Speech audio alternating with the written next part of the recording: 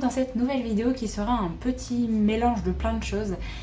J'ai commencé à faire un petit bilan de mes challenges que je m'étais fixé pour l'année 2022 et du coup je me suis noté quelques titres pour essayer de rattraper certains challenges où je suis vraiment à la bourre, où j'ai pas trop avancé et où je pourrais vraiment avancer avant la fin d'année 2022. Donc comme il reste un peu plus de 2 mois avant la fin d'année, je me suis dit que ce serait cool de poser ça sur le papier et d'essayer de voir ce que je pourrais lire pour valider certains trucs que je m'étais fixé pour l'année 2022. Et j'ai également voulu préparer une mini palle, vraiment une mini palle de thrillers pour le Black November, donc qui est un challenge qui est organisé par Séverine de la chaîne Il est bien ce livre, qui se déroule pendant le mois de novembre, où le principe est de lire des thrillers avec des thématiques différentes pour chaque semaine. Donc je vous invite à aller voir son compte si jamais vous voulez plus d'informations. Moi j'ai décidé de participer un petit peu, mais cette année j'ai pas trop envie de lire plus de thrillers que ça au mois de novembre, mais il y a quand même 3 titres que j'ai mis pour ce challenge et aussi des titres qui pourraient m'aider à valider certaines catégories de mes challenges que je m'étais fixé justement. Alors donc pour le Black November, j'ai décidé de participer à la première semaine qui est du 31 octobre au 6 novembre, où il faut lire un thriller fantastique, angoissant ou terrifiant. Et là du coup j'ai décidé de lire Après de Stephen King, qui est un livre que j'avais mis dans ma liste de livres à lire pour les Goodreads Choice Awards, donc ce sera un livre de lu. Je sais plus trop de quoi ça parle, mais il me semble qu'il y a un enfant qui a des pouvoirs et c'est à peu près tout ce que je sais, mais dans les trailers de toute façon j'aime bien me lancer dedans sans forcément trop en savoir. De toute façon Stephen King, je lui fais largement confiance pour ses histoires et pour les thrillers comme ça, parce que franchement les thrillers assez récents qu'il a fait, les thrillers un peu horreur ou thriller ou roman noir, enfin peu importe. Les derniers que j'ai lus c'était la saga Mister Mercedes, mais j'avais vraiment adoré cette trilogie, donc je lui fais quand même confiance pour ce titre là. Surtout que j'avais vu quand même de bons avis dessus, donc voilà, je me suis noté ça pour la première semaine, et en plus de ça il est pas très long, donc ça me permettra de lire peut-être autre chose dans la semaine. Je me suis également notée pour la deuxième semaine, du 7 novembre au 13 novembre, la catégorie c'était de lire un thriller qui a plus de 10 ans. J'avais commencé à lire justement un Stephen King il y a 1 ou 2 ans je crois, qui est 22-11-63, qui est un titre qui était acclamé par beaucoup de personnes, et en fait je l'ai mis sur pause depuis que je l'avais commencé et j'y suis jamais retournée. Et là j'ai vu qu'il était sorti en audio, donc je me dis est-ce que ce serait pas mal d'essayer de le tenter en audio cette fois-ci pour voir si ça me plaît ou si vraiment c'est l'histoire qui me plaît pas, et bon bah j'abandonnerai au niveau de l'audio, mais là j'ai envie de reprendre le titre depuis le début en version audio pour essayer de voir si ça peut débloquer un petit peu, parce que je trouvais ça assez long et pas forcément hyper intéressant. J'aimais bien le principe avec justement ce retour dans le passé, mais je trouvais qu'il y avait vraiment il fait quand même quasiment 1000 pages de livre, donc il y avait un peu de lenteur, donc je m'étais arrêtée à 40% je crois du titre. Donc voilà, j'aimerais bien le reprendre et potentiellement le lire durant la deuxième semaine. Pour la troisième semaine, c'était lire un thriller composé d'un duo d'enquêteurs. Alors j'aurais bien aimé mettre un titre de Franck Tillier avec Charcot et Annabelle, mais j'ai pas le prochain titre que je devrais lire de cette saga dans ma palle. Donc pour l'instant, je laisse tomber sur cette catégorie-là et ça me permettra de lire autre chose dans cette semaine. Par contre, du 21 novembre au 27 novembre, je me suis notée un thriller, puisque la catégorie c'est lire un thriller dont la couverture comprend une maison. Alors j'ai un petit peu triché parce que c'est une bâtisse mais c'est pas vraiment une maison. Je me suis dit que ça passait de toute façon. C'est Les Muses de Alex Michaelide, et là pareil c'est un titre que je voulais lire pour l'un de mes challenges, je sais plus lequel. Je crois que c'est aussi le Goodreads Choice Award, je crois que c'est pour ça aussi. Donc de toute façon j'avais déjà lu le titre dans son silence je crois de cet auteur et j'avais vraiment adoré, donc j'ai envie de lire ce titre là avant la fin d'année, donc je me suis notée là, et pareil c'est un titre qui est vraiment pas très long, donc il y a moyen que ça se lise très bien.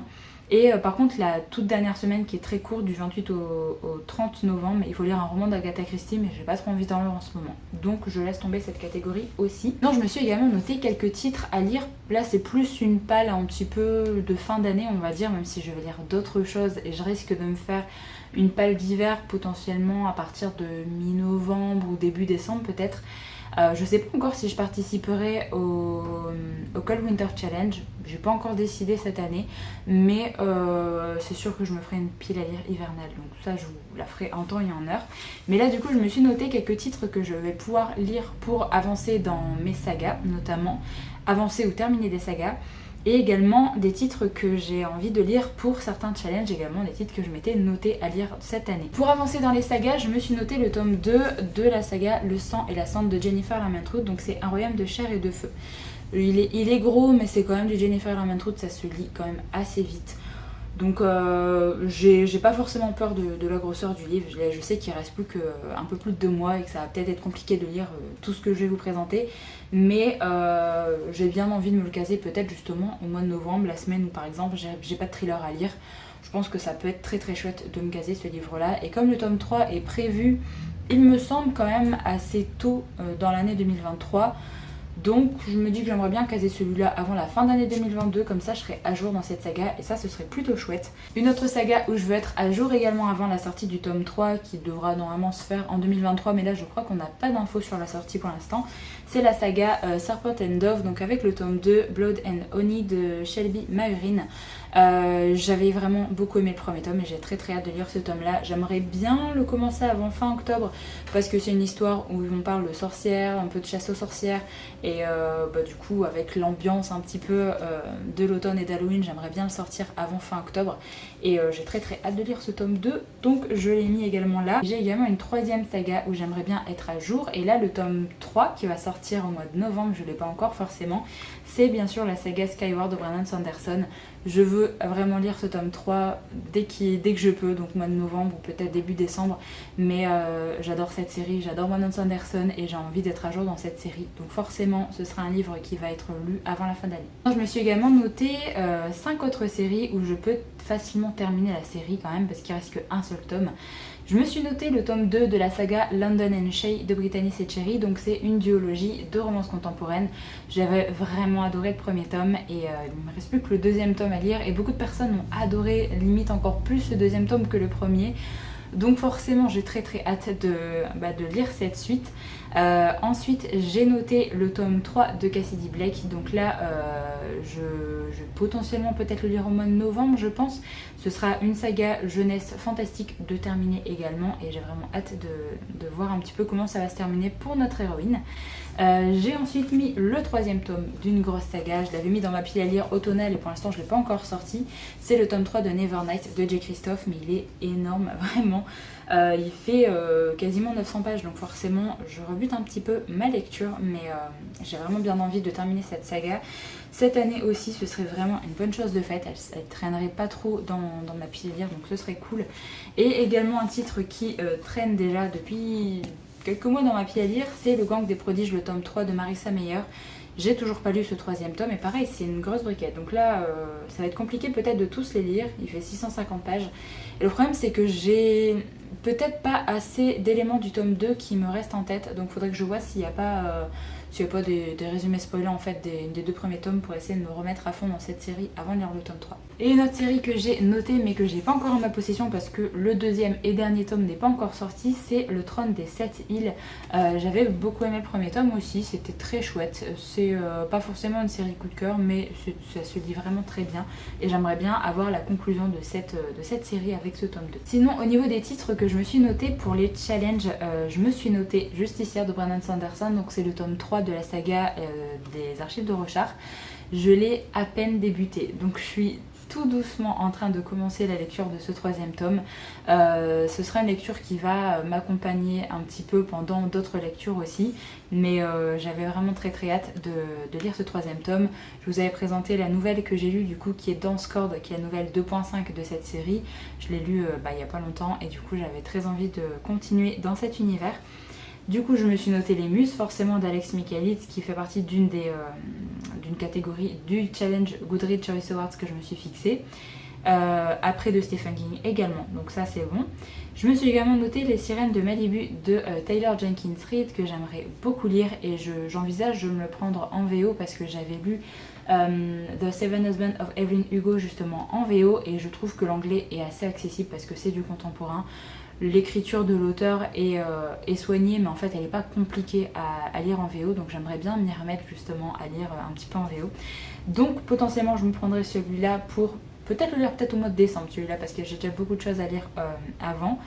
J'avais noté également En équilibre de Morgane Moncombe, qui est un petit contemporain, si j'ai pas de bêtises, qui va justement sortir en poche début novembre. Donc j'envisage de le prendre et de le lire peut-être durant le mois de novembre. C'est un titre ici que j'avais noté dans mon challenge où je voulais lire les titres de certains booktubeurs et booktubeuses parmi leurs favoris de 2021. Donc ça fait partie de ce challenge là, donc j'aimerais bien le lire. Et également pour ce challenge, je vais noter Des diables et des saints. Je sais plus le nom de l'auteur, je vous mettrai la photo. Je sais plus du tout de quoi ça parle, mais ça me tente bien et c'est un livre qui est pas très long. J'avais vraiment vu de bons avis dessus. Donc voilà un petit peu pour ce que j'envisage de lire durant les prochaines semaines avant de faire ma petite pile à lire hivernale. Et ma petite participation pour le Black November, c'est pas forcément beaucoup, mais j'ai pas envie de me forcer à lire des thrillers, sachant que j'ai envie de lire d'autres genres. Et d'autres genres également, d'autres livres que je vous ai pas présentés dans cette vidéo aussi, parce qu'avec les sorties et les autres titres que j'ai dans ma pile à lire, forcément il y a plein d'autres choses que j'ai envie de lire en ce moment. Mais je vais essayer de carburer là un petit peu pour cette fin d'année pour essayer de valider le maximum de titres que j'avais mis dans mes challenges de cette année, parce que je commence tranquillement à réfléchir au challenge de l'année 2023 et du coup je me suis dit bon, il faudrait quand même que j'essaye de valider ceux de 2022 aussi avant de faire trop de plans pour 2023. Donc voilà, c'en est tout pour cette vidéo. N'hésitez pas à me donner votre avis comme d'habitude si jamais vous avez lu un des romans que je vous ai présenté dans la vidéo. Sur ce, je vous remercie de l'avoir regardé jusqu'au bout. Je vous retrouve très bientôt pour une prochaine, donc en attendant, prenez soin de vous.